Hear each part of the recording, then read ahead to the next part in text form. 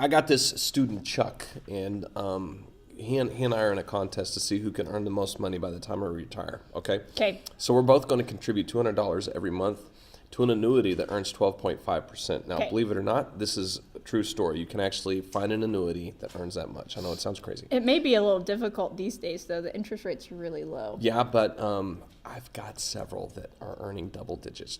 Amazing. Okay. So Mr. Hazelwood started his annuity when he was 30 because, college, getting married. So I started when I was 30, $200 a month every month. How much money will I have when I retire at the age of 65? Okay. Part 2. Chuck starts his annuity when he's 18. He lives off of ramen noodles and rice all through college. He waits to get married and have kids, and he does all that after he's 30.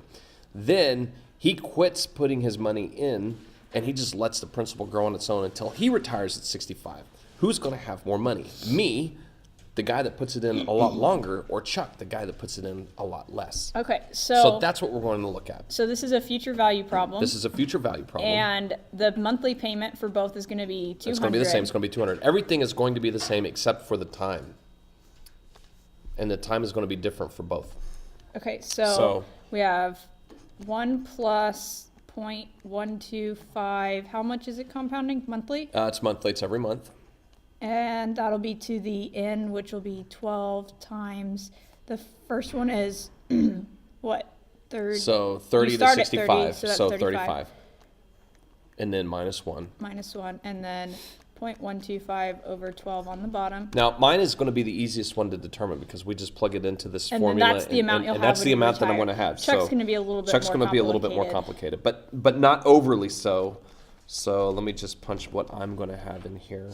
Difficult so Chuck. 1 It's always more plus complicated. 0.125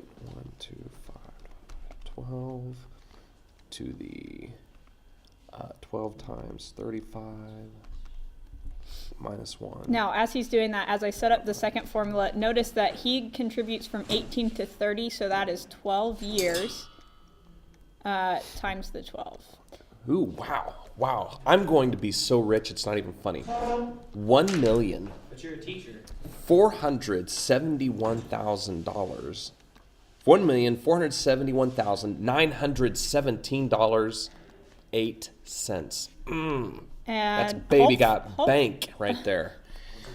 Okay, so the difference then for Chuck is that he only contributes for 12 years, but once we're done, we can look at how much it's going to grow from the time he's 30 to 65. So after 12 years, Chuck has $66,183.39. But basically, he's going to take that and make that the principal for a new, and it's kind of like he's taking it and making it the principal of a new investment. Right. And this time it's going to be 1 plus that same interest rate. Still, all the rest of that's going to be the same. But now he's going to do that from 30 to 65, so that's where the 35 is. Right. So this is where it's really going to get mind-boggling. It's going to get. You will be amazed at the difference. You promise? Yes.